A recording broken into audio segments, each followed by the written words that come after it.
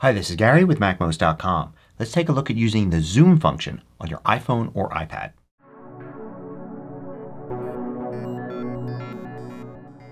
MACMOST is brought to you thanks to a great group of more than 1,000 supporters. Go to MACMOST.com/Patreon. There you could read more about the Patreon campaign, join us, and get exclusive content and course discounts. So sometimes when working on your iPhone or iPad, you might see some text that's too small to read or just an area of the screen that you want to enlarge. You can use the zoom function to do that. So on either your iPhone or iPad, go to Settings. And in Settings, look for Accessibility. Accessibility has the zoom function right under Vision and you can turn it on. And when you do so, you'll see this little window that appears. And you can move it around. You can move it by dragging the little handle at the bottom. And what this will do is it'll magnify anything that's underneath it, so you can read some text easier. When you get to the edge and you move, you can keep pushing past the edge to view more towards the edge of the screen or towards the corners. Now once you have this switched on, it's easy to turn on and off. You just use 3 fingers. A 3-finger double tap anywhere on the screen will turn it off or turn it on. Now once you have it on, in addition to using the handle with 1 finger at the bottom to move around, you could also use 3 fingers and drag on another part of the screen. And you can see the window stays in the same spot, but the area it shows changes. And you can use 3 fingers, and if you double tap but immediately start dragging on the second tap, you can zoom in and out, changing the magnification level just by going up and down with those 3 fingers. It's a little tricky to do. You have to be quick on the double tap and you have to immediately start dragging on that second tap for it to work. Now there are a whole bunch of different options of ways to modify this. First, let's look at follow focus. This mostly has to do with text. So we're going to turn this on and go to a different app. Let's go to the Notes app. So with follow focus on, we'll turn on zoom with 3 fingers double tapping. Now we can move around as before. But if we start to type, it will immediately jump so the text is inside the zoom area, and then it will follow along. Now if we use the option Smart Typing, it will do something a little different. Now I'll activate zoom with 3-finger double tap, and then I'll start typing. And what it's going to do is zoom in on the entire area where you can type, but leave the keyboard out of it. And it will still follow along, so you always can see what it is you're typing.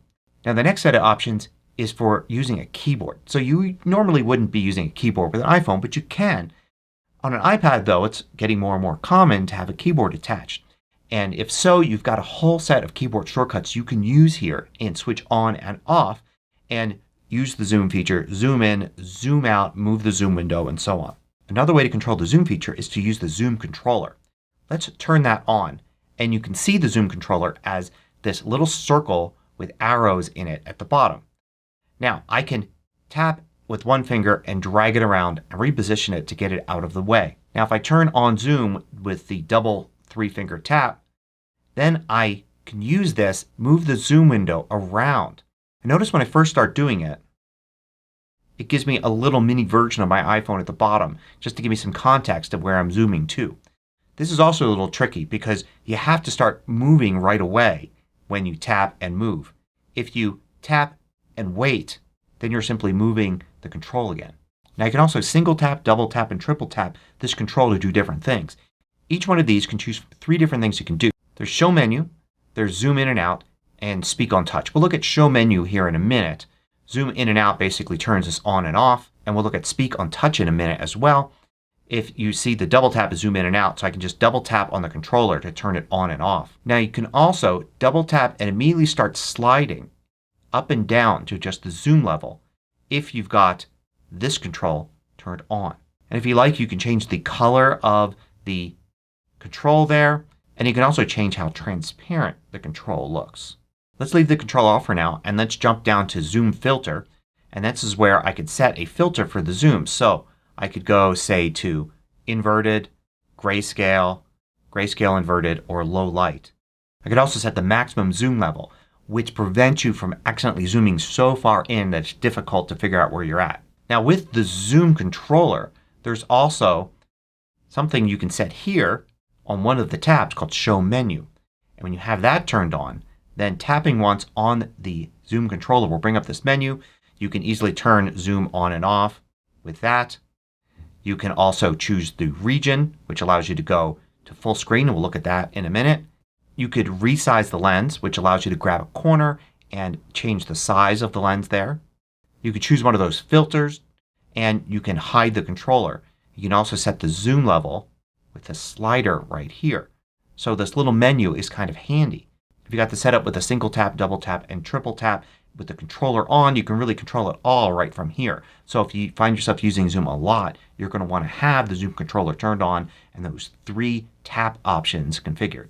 So let's finally go to Zoom region, and there's a setting here to change from window zoom to full screen zoom.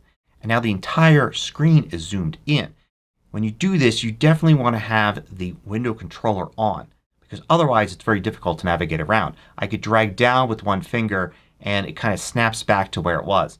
But with the window controller on I can easily move around and basically magnify the entire screen like that. But you turn Zoom on and off the same way. So if you're stuck in this mode you just need 3 fingers, double tap on the screen, and it turns it off. So one last thing to look at is Speak on Touch. You can see here in the Zoom controller I have it set for the triple tap to be Speak on Touch. So let's go and try to use that. Let's switch to Safari and let's say we want to be able to see some text a little bit better. What I can do is triple tap the controller at the bottom. And now you can see it's got a little finger icon there. Now I can tap something on the screen. 5.45 inches. And it's going to speak what's in there. Just a triple tap on the controller. Wait till I see that little finger icon there and then tap something 7 MP on the camera screen and it will speak it. So if Zoom is already something you know you need, then give it a try.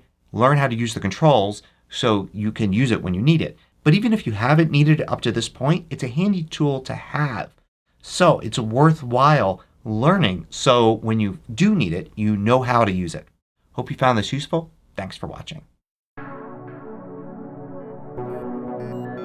If you liked this video, click the thumbs up button below to let me know. I publish new tutorials each weekday. Hit the subscribe button so you don't miss out.